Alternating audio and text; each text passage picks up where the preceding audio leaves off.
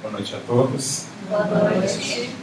É uma alegria estar aqui nessa casa pela primeira vez, entre companheiros tão queridos já, companheiros de ideal, companheiros de NEP que também estão começando nessa cena.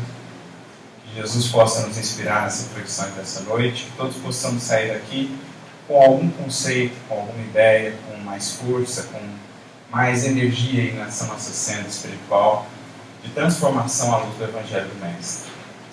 E o tema que nós propusemos essa noite é interessante, nós vamos conversar a respeito da parábola dos trabalhadores na vinha, uma parábola muito conhecida, mas que para muitos de nós ainda permanece incompreendida, porque muitos identificamos naquela parábola, vou resumi-la aqui mais brevemente, mas muitos de nós ainda identificamos naquela parábola, apesar de reiteradas leituras, apesar do estudo, ainda sentimos como que se o administrador da vinha ali houvesse sido injusto com os trabalhadores que começaram a trabalhar mais cedo.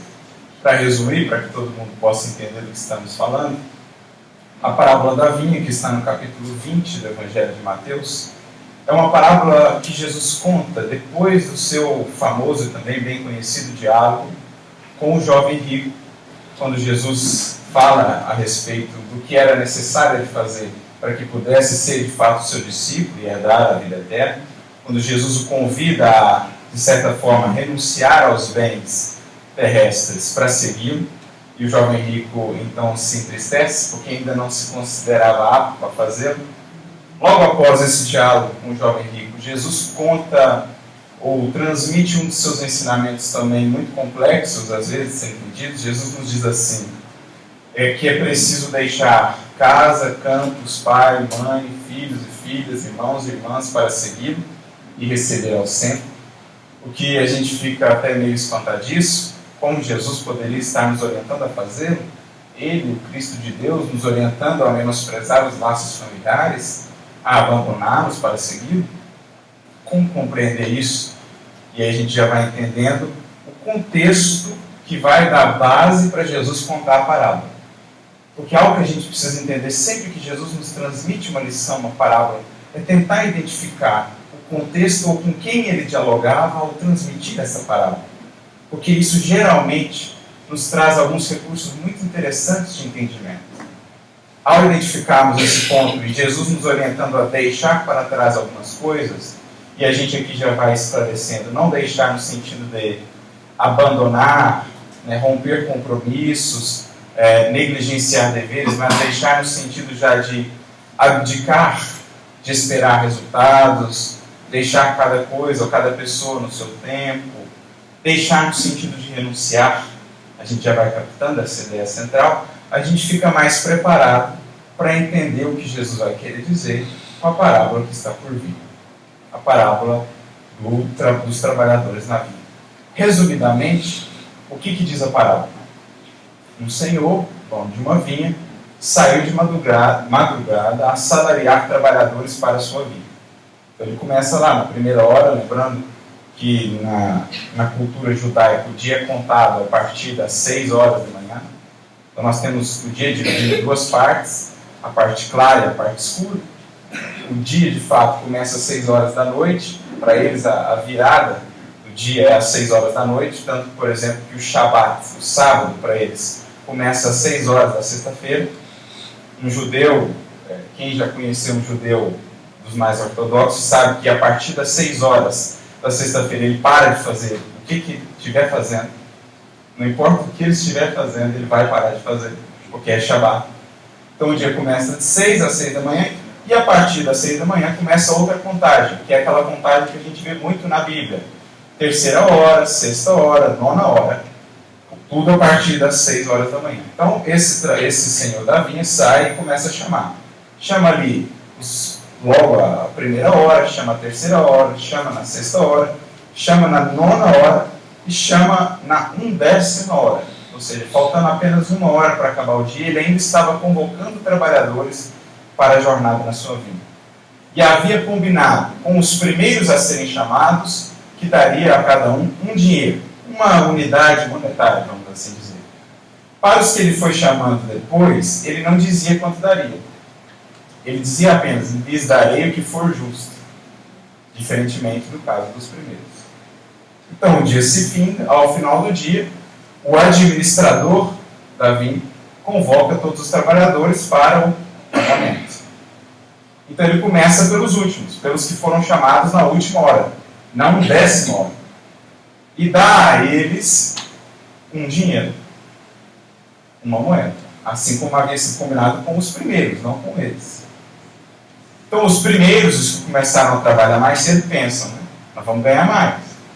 Se esse que trabalhou uma hora ganhou isso, certamente nós vamos ganhar mais.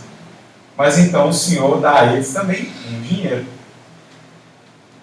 E aí a grande maioria de nós, mesmo depois de tanto tempo de estudo, fica a pensar: mas que injustiça é essa? Trabalharam 11 horas os outros, 12 horas. Esses que trabalharam 1 hora ganharam o mesmo valor. E aí tem uma breve discussão ali entre o administrador e esses da primeira hora que requisitariam, desejariam receber mais. Mas o Senhor mantém-se ali na sua posição: olha, nós combinamos um dinheiro, não estou sendo injusto com vocês. E eu quis também dar a eles um dinheiro. Em que eu rompi o nosso trato? Onde foi que eu fui injusto com vocês? E assim é basicamente, resumidamente, essa é a história dos trabalhadores da vida. Mas para a gente aprofundar um pouco mais no sentido espiritual do texto, nós precisamos aqui nos desvestir de algumas visões que a gente sempre tem ao analisar esse texto. Porque muitas das vezes a gente já vai para um estudo do Evangelho com uma opinião formada. A gente já vai para um estudo do Evangelho com a velha mentalidade que a gente tem analisado uma passagem há muito tempo. E aqui a gente precisa desconstruir algumas coisas.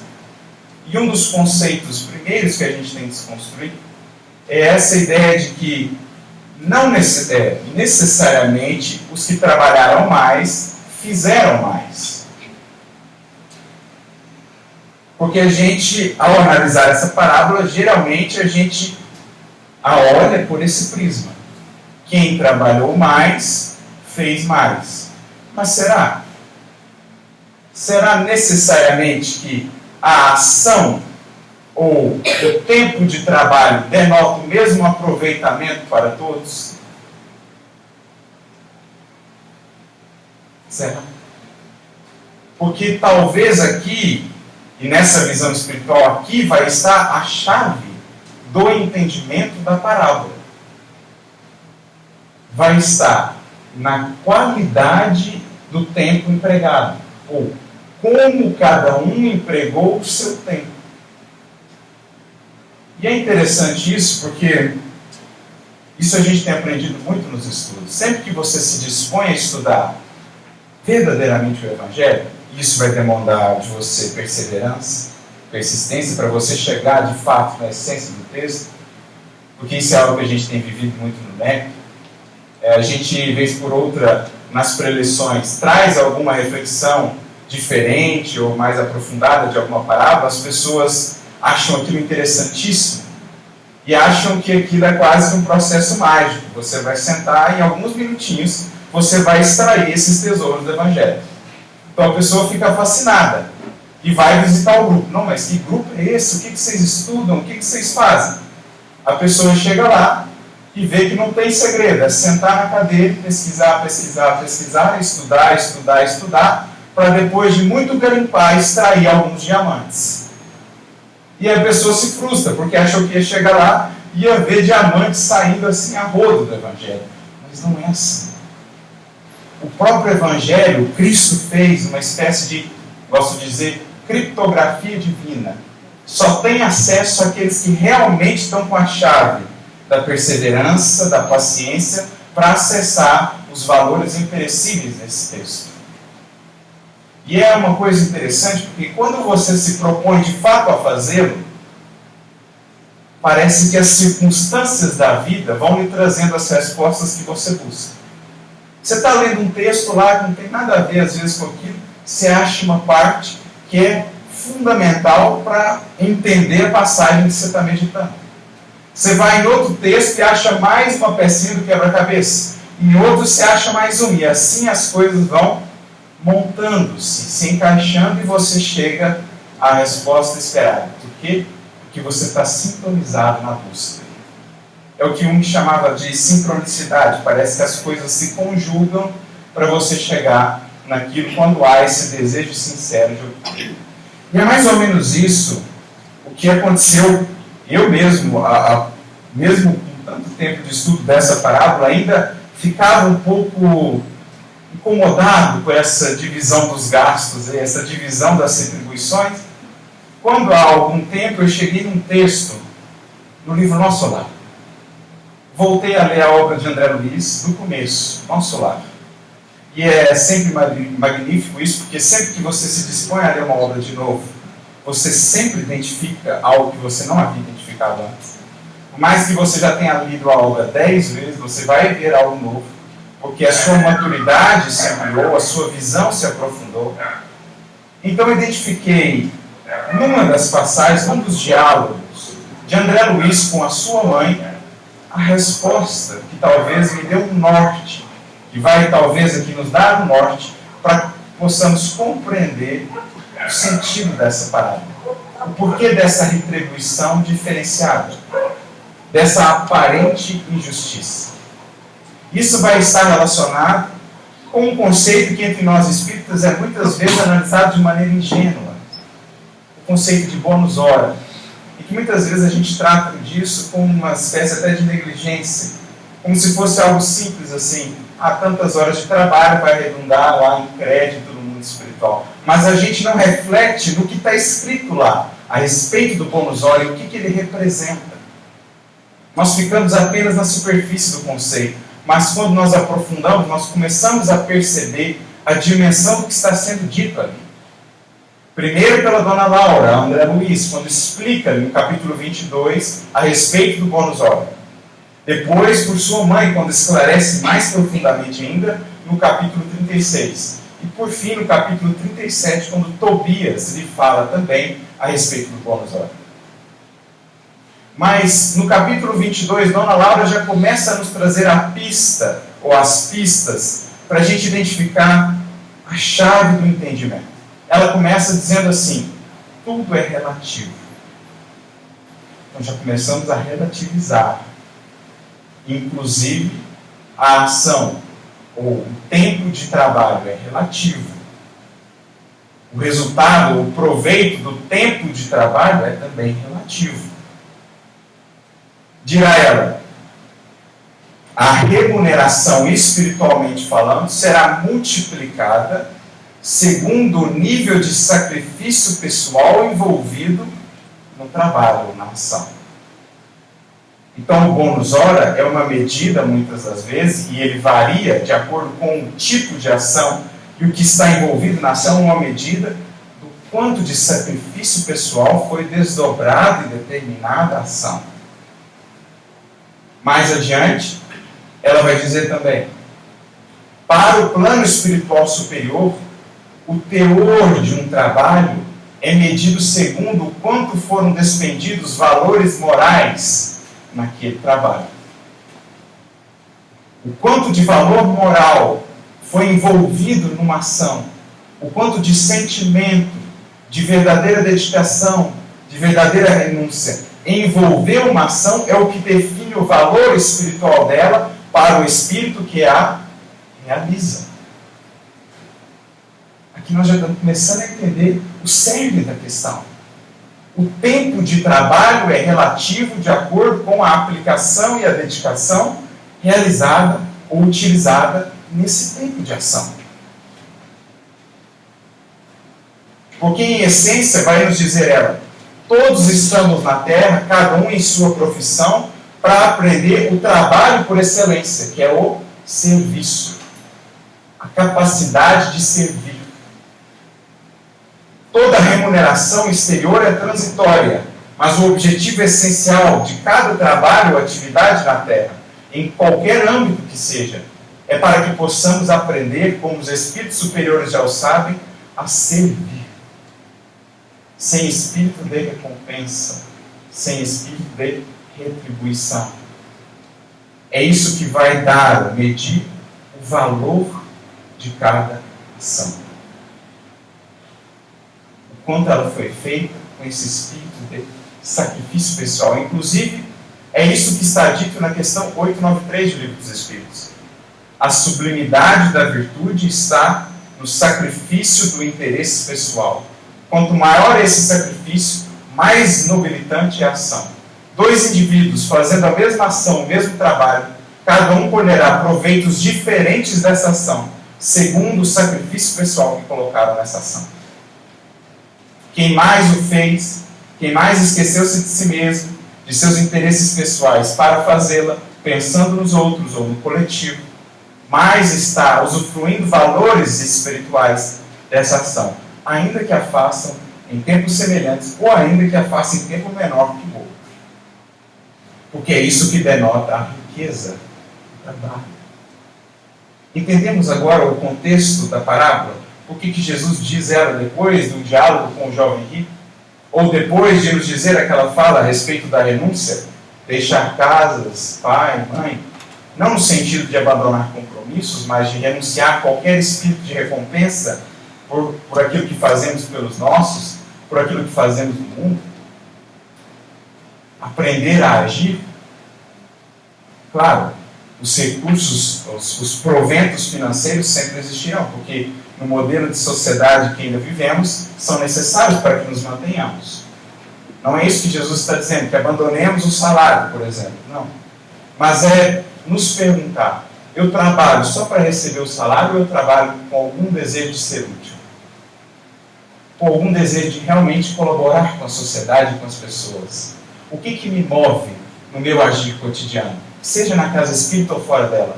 É o espírito de retribuição, de receber algo em troca, reconhecimento, vaidade alimentada, ou é o espírito de ser um colaborador divino na obra do reino na terra?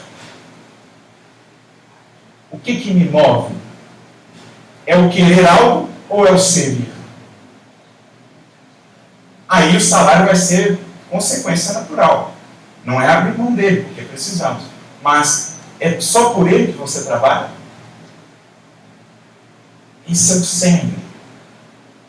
Mas o mais interessante foi o que depois, mais adiante, no capítulo 36, a mãe de André Luiz fala para ele.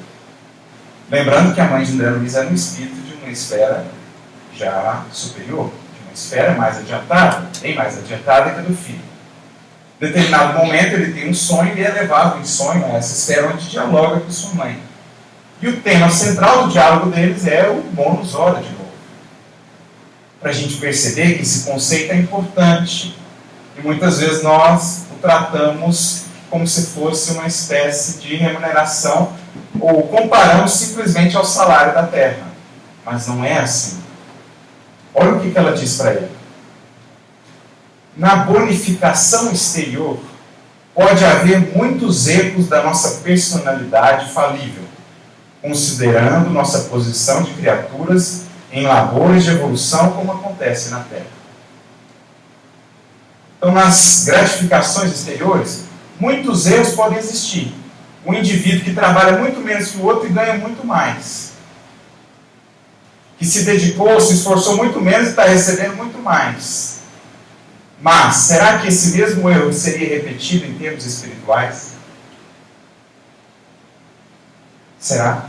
Perante as leis divinas do Criador, que regem de maneira perfeita o cosmos, poderia haver alguma injustiça no que tange à retribuição pela ação? Então a gente está vendo que o nosso prisma para analisar a parábola é equivocado, porque a gente analisa ela sob uma perspectiva terrena, de retribuições terrenas. Mas não é assim que funciona lá. Não é só porque você faz algo que você está crescendo com aquele algo. Eu me lembro de uma definição muito interessante do benfeitor Emmanuel, que está no livro Pensamento e Vida, capítulo 7, chamado Trabalho.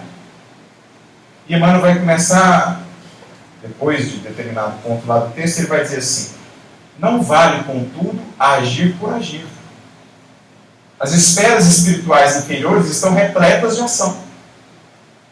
Tem espírito trabalhando muito mais do que você nas esferas espirituais inferiores. Mas a questão é, que intenções o movem?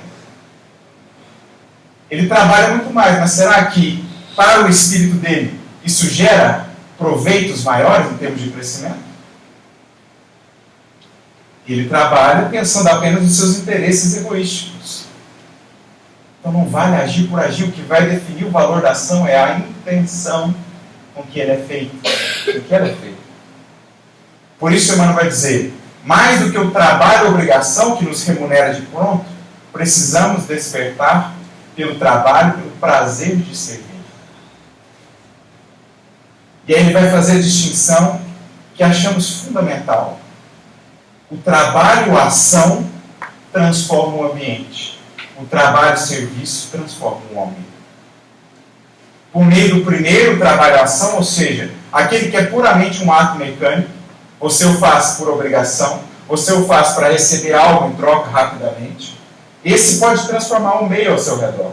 Pode gerar o progresso para outras criaturas, você pode conquistar a gratidão de outras criaturas, mas ele permanece sempre adstrito ao mundo, nas linhas da troca vulgar, nos diz Emmanuel.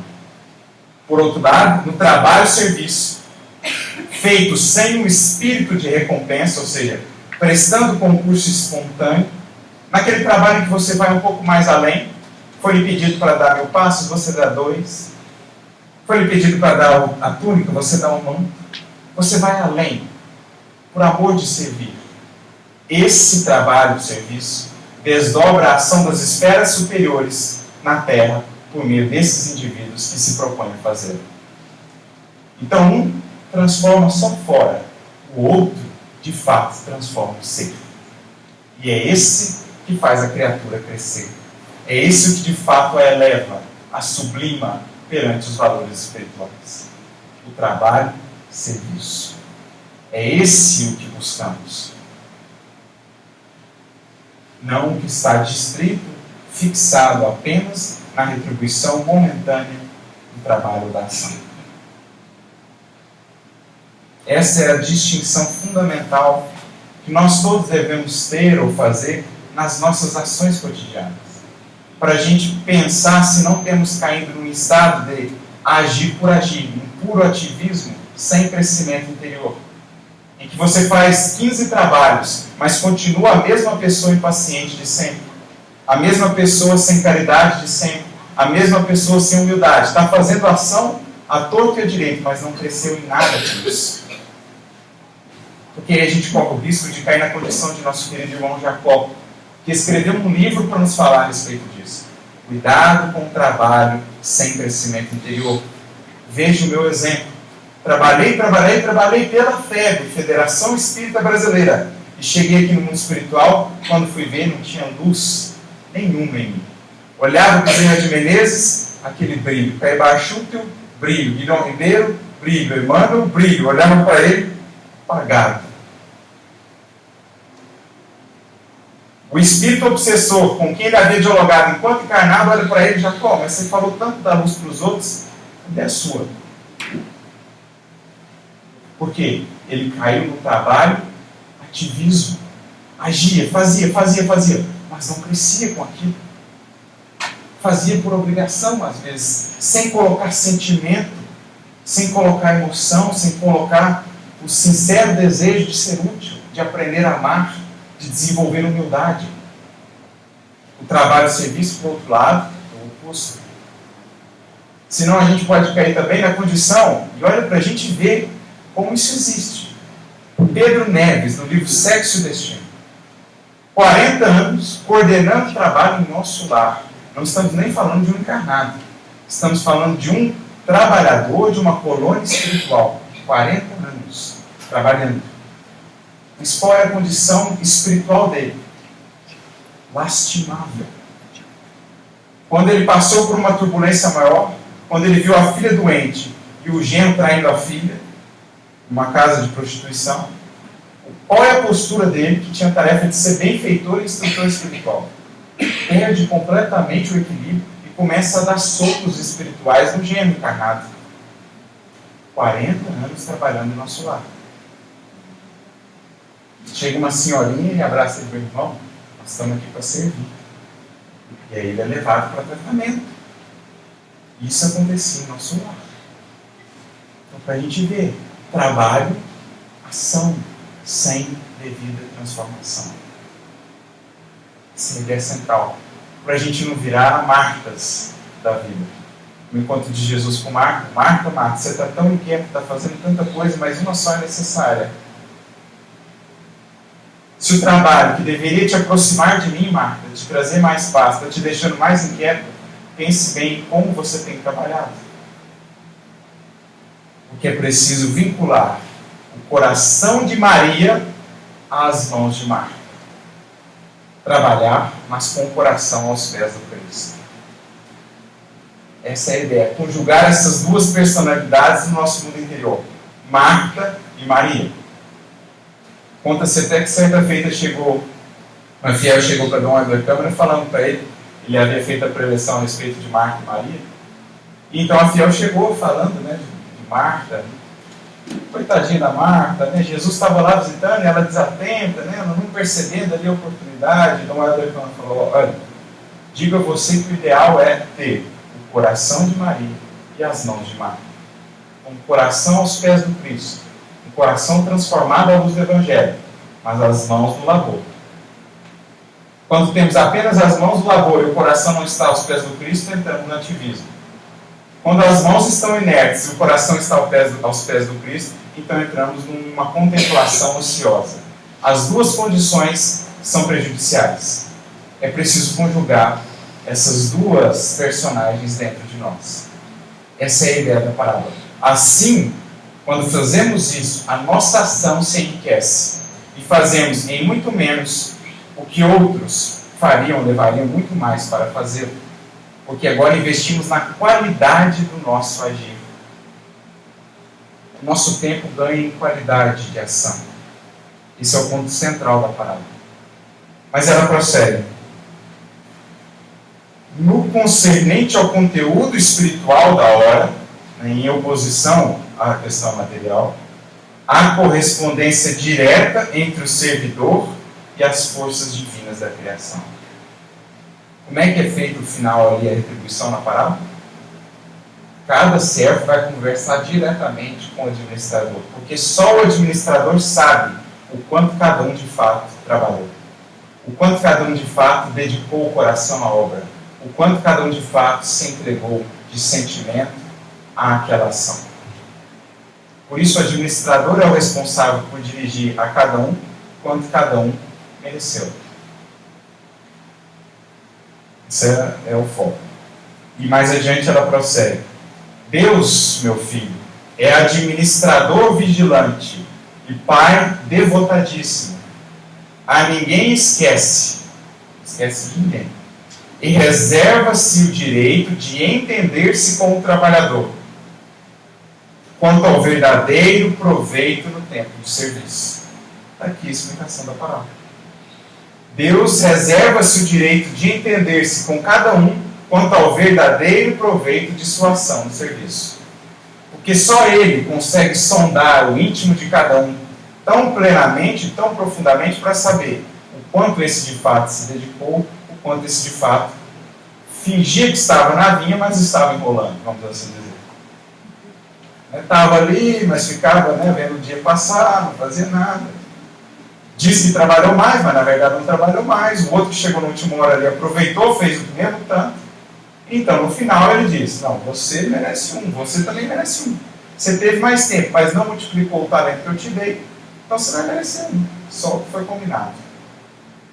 Porque aí fica claro, a postura dos que trabalharam mais, fica clara com que intento eles estavam trabalhando. Porque se eles estivessem trabalhando de fato por servir, não reclamariam a retribuição. Ou teriam recebido mais, porque de fato teriam trabalhado mais. Mas como trabalharam pouco, queriam usurpar aquilo que não lhes deram de direito. Por isso reclamam. Porque estavam trabalhando, aguardando retribuição. Não necessariamente pelo prazer de servir. Ou seja, tinham a mesma postura do filho mais velho da parábola do filho pródigo. Pai, eis que te sirvo há tantos anos, cumpri todas as suas leis, mas você nunca me deu um cabrito, para me alegrar com os meus amigos. Ou seja, ele não seguia as leis da casa por amor ao pai, ele fazia porque queria receber algo de volta. Essa é a diferença entre um servo e um filho. Porque o Evangelho, Cristo nos convida a sermos filhos de Deus. O servo é aquele que trabalha na casa do pai, mas esperando a recompensa própria. O filho é aquele que trabalha na casa do pai, mas por amor ao pai ou desejo de servir. Essa é a diferença essencial do Evangelho entre servos e filhos.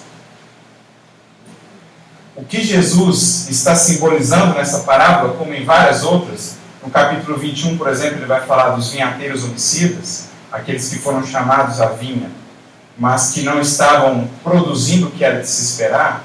O que Jesus está falando é daqueles seres que já foram ou já aceitaram o chamado para a vinha, para o labor espiritual, para a construção espiritual na terra, de si mesmos e do mundo, mas que permanecem adstritos, por exemplo, apenas aos fatores exteriores do trabalho, rituais e tudo mais, sem a devida transformação. Que Jesus está mandando um recado em Cristo para os fariseus, que estavam trabalhando há muito tempo, tinham conhecimento há muito tempo, mas não estavam produzindo nada. E queriam receber o mesmo tanto. Ao passo que muitos dos que foram chamados nos últimos tempos, publicanos, pecadores, num arrependimento, num arroubo de energia, se transformavam tanto que faziam em pouco tempo o que os fariseus enrolavam por fazer há tanto tempo. Jesus está falando dos falsos religiosos, que temos a grande maioria de nós sido ao longo do tempo, vinculados à vinha, mas que não temos produzido os frutos esperados. Trabalhamos apenas no aspecto exterior, somos muito bons cumpridores de rituais, de fórmulas, de orações mecânicas, mas em termos de desenvolvimento de valores ou frutos do Espírito, nada temos produzido. Ao passo que muitos desses, com poucas horas de trabalho, fazem tanto. Vide o exemplo de Madalena. Por isso Jesus, em determinado momento, diz aos fariseus: em verdade vos digo que publicanos e pecadores vos antecederão no reino dos céus. Eles vieram depois, mas a dedicação foi tamanha que entraram primeiro, porque trabalharam mais. Essa é a ideia central.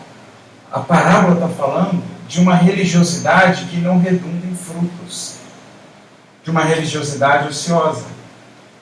Frequentamos os templos, mas a nossa ação é improfícua em termos de crescimento espiritual. Ao passo que muitos que ao longo dos séculos têm estado longe da religião, têm estado perdidos pelos caminhos do mundo, num passo de arrependimento, como o filho mais novo da parábola, voltam para casa e entram. O filho mais velho ficou de fora ainda. Essa é a ideia central. Mas ela prossegue. Toda compensação exterior afeta a personalidade e a experiência, mas todo valor de tempo interessa a personalidade eterna, aquela que permanecerá sempre em nossos círculos de vida em marcha para a glória de Deus. Então a retribuição transitória diz respeito apenas à personalidade, morre no túmulo, mas o que diz respeito à eternidade é justamente esse tempo bem aproveitado na edificação de nós mesmos.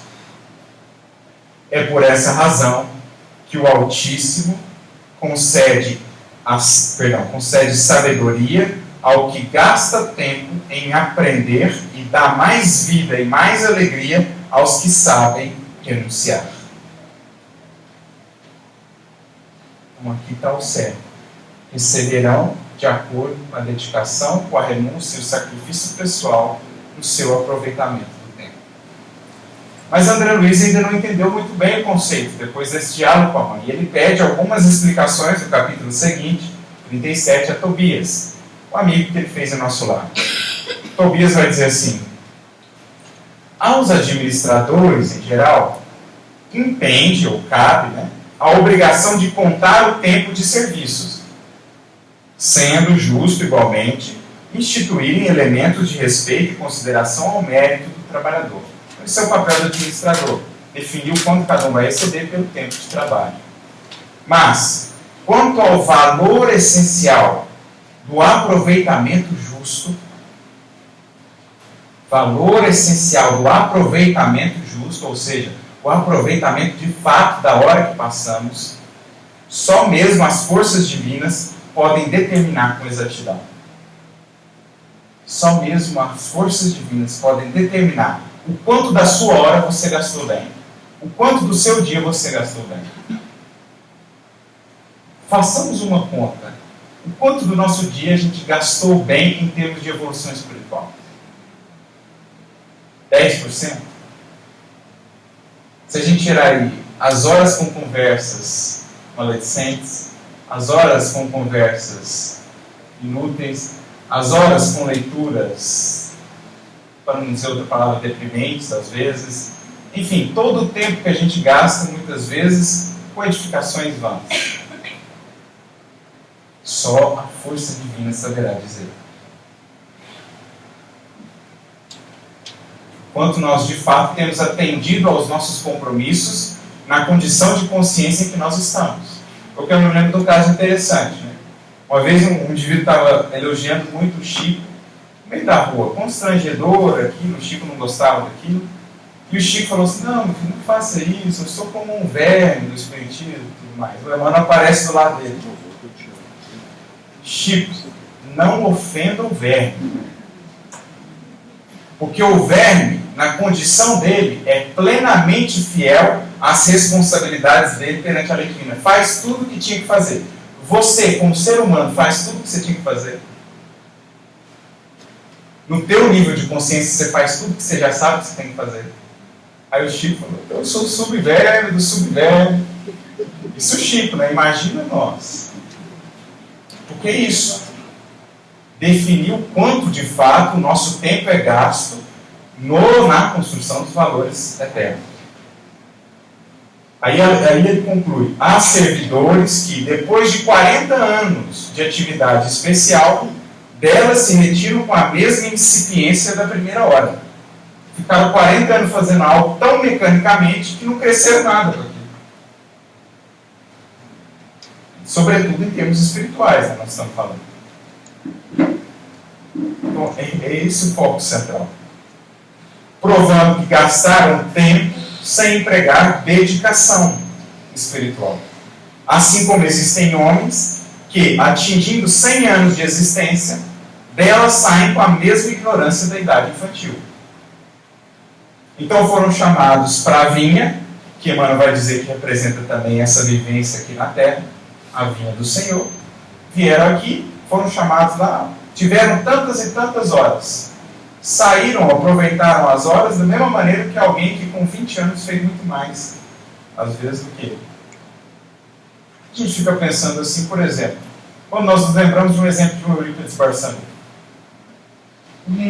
Alguns anos de doutrina, nós vamos levar 3 ou 4 encarnações para fazer o que ele fez em termos de doutrina, em termos de desenvolvimento. Porque são espíritos que já entenderam o valor da hora que passa, o valor do tesouro mais precioso que recebemos diariamente, o tempo. Recurso precioso, que nos é concedido gratuitamente e que muitas vezes é menoscabado. E aí o Tobias conclui: cada filho acerta as contas com o pai, o administrador da vinha, conforme o emprego da oportunidade ou segundo as suas obras. Então deu para clarear um pouquinho a ideia do que está acontecendo na parábola, que não há injustiça alguma? A ideia é que quem veio depois, naquele caso, eram espíritos que vieram com o espírito de serviço de fato, e que em uma hora conseguiram fazer tanto ou mais do que aqueles que outrora permaneceram enrolando na vinha. Ganharam o tempo, mas menoscabaram, desprezaram a oportunidade da encarnação, ou se a gente quiser ampliar determinado tempo, o ciclo de tempo de evolução. E para avançar um pouco mais nessa reflexão, trouxe também Emmanuel, que tem sido nosso professor de Evangelho.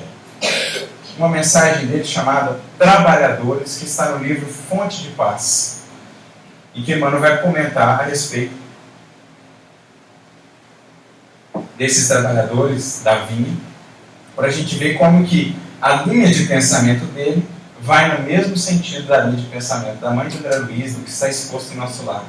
Até como um exercício aí de percebermos a unidade da obra psicográfica de Chico, como que elas conversam entre si e como nós identificamos tanto em André Luiz como em Emmanuel os mesmos princípios e os mesmos objetivos.